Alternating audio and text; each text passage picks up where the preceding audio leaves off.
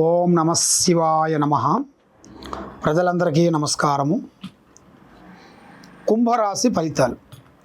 ఈ కుంభరాశిలో ఉండవలసిన వాళ్ళకి మే నెల 2026 ఈ కుంభరాశిలో ఇల్లు చిన్న వయసు నుంచి కుటుంబంలో అనేది అన్నదమ్ముల మధ్యలో కుటుంబం మధ్యలో ఇల్లు చిన్న వయసు నుంచి కష్టపడుకుంటూ వస్తారు.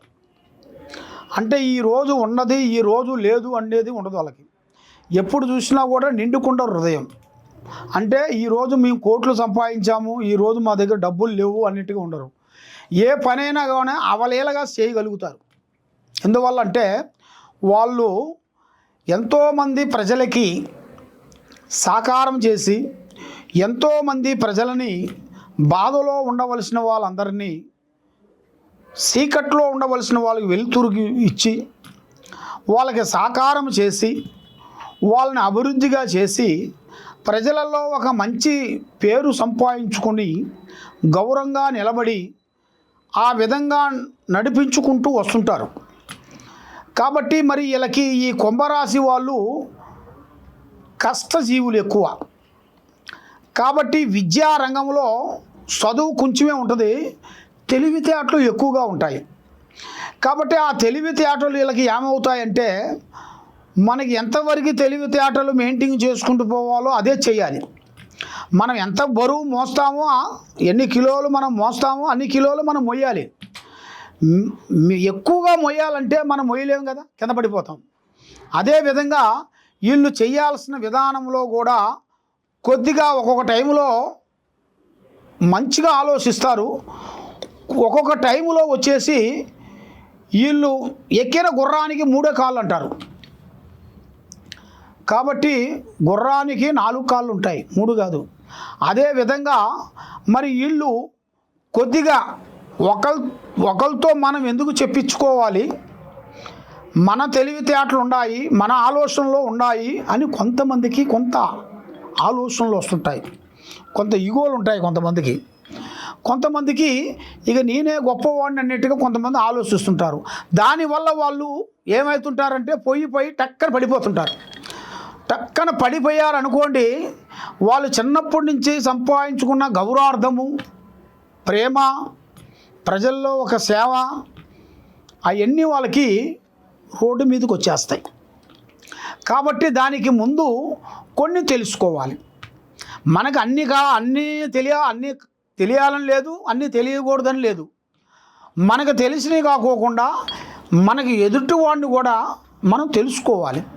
దాంతోపాటు మనకి తెలిసింది కొంచెం అయితే తెలియాల్సింది కొండంత అంటారు పెద్దవాళ్ళు. అదేవిధంగా మనం తెలుసుకోవాల్సింది ఎదుటి వాళ్ళ నుంచి కూడా కొంత అనుభవాన్ని కూడా మనం తెచ్చుకోవాలి. అది మనం పెట్టుకునేట్టుకైతే మీ లైఫ్లో మీరు ఒక స్థాయిగా ఎదిగిన వాళ్ళైతే మీకు ప్రాబ్లం రాకోకుండా ఉండగలుగుతారు. ఇక లేదు మాకు ఏదీ లేదు, మేము దేనికైనా సిద్ధమే అన్నట్టుగా కొంతమంది ఉంటారు. అలాంటి వాళ్ళకి మనం చెప్పలేం. భగవంతుడు ఉన్నాడంటే ఉన్నాడు, భగవంతుడు లేడన్నోడికి మనం ఏం చెప్పలేం. తొక్కితే రాయి మొక్కితే దేవుడు. నమ్మకంతోనే ఏదైనా అవుతుంది, నమ్మకం లేనిది ఏదీ కాదు. కాబట్టి ఇలా జాతకంలో చూసుకుంటే ఈ కుంభరాశిలో ఉండవలసిన వాళ్ళకి వాళ్ళ కొడుకుల నుంచి వాళ్ళ కోడల నుంచి లేనిపోయిన సమస్యలు కొన్ని రాబోతుంటాయి. కాబట్టి వీళ్ళకేం సమస్య ఉండదు.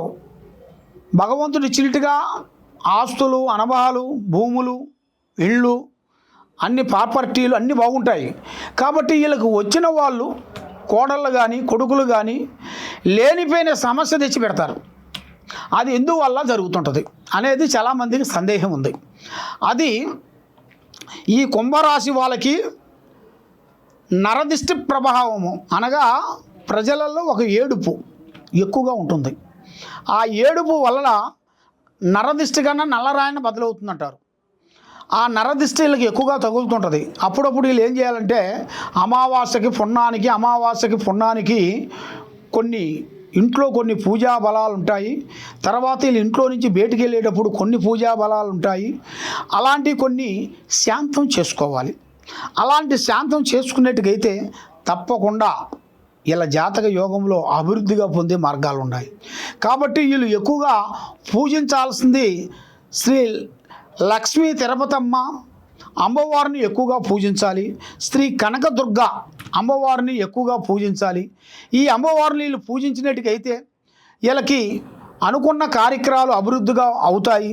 కాబట్టి వీళ్ళు ఎక్కువగా అప్పులు ఇచ్చారనుకోండి, మళ్ళీ తిరిగి రావు. ఇచ్చేటప్పుడు సంతోషంగా నవ్వుకుంటూ ఇస్తుంటారు, మళ్ళీ వచ్చేటప్పుడు అన్ని కష్టాలు, అన్ని ఇబ్బందులే. మనం ఇచ్చినప్పుడు వాళ్ళకి భగవంతుడు మాదిరిగా కనబడతాము, మనం అడిగితే వాళ్ళకి ఒక రాక్షసుడి మాదిరిగా భావిస్తుంటారు. మమ్మల్ని సంప్రదాయానికి వచ్చారు, ఊక అడుగుతున్నారు, ఒక రాక్షసులాగా మమ్మల్ని సంపదినే మార్గాలు కనబడుతున్నాయని మన ముంగల అనగబోయినా కూడా మన పక్కకు వచ్చిన తర్వాత అంటుంటారు. అదేవిధంగా మీరు అప్పు ఇచ్చే ముందే కొన్ని జాగ్రత్తలు కొన్ని పాటించాలి. అది ఎలాంటి కష్టం అనేది కూడా మీరు కొంచెం తెలుసుకొని ఇవ్వాలి. వీడు మనవాడే అని మీరు నమ్మి మోసపోకండి. దానివల్ల మీరు కొన్ని జాగ్రత్తలు కొన్ని పాటించండి. కాబట్టి మీరు ఈ లక్ష్మీ తిరుపతమ్మ, ఈ కనకదుర్గ అమ్మవారిని మీరు పూజించినట్టుకైతే అష్టౌశ్వర్యాలు, భాగ్యభోగాలు, మనశ్శాంతి మీకు వర్ధిల్లుతాయి. సర్వో జనా సుఖినో భవంతు. ఓం నమః శివాయ నమః.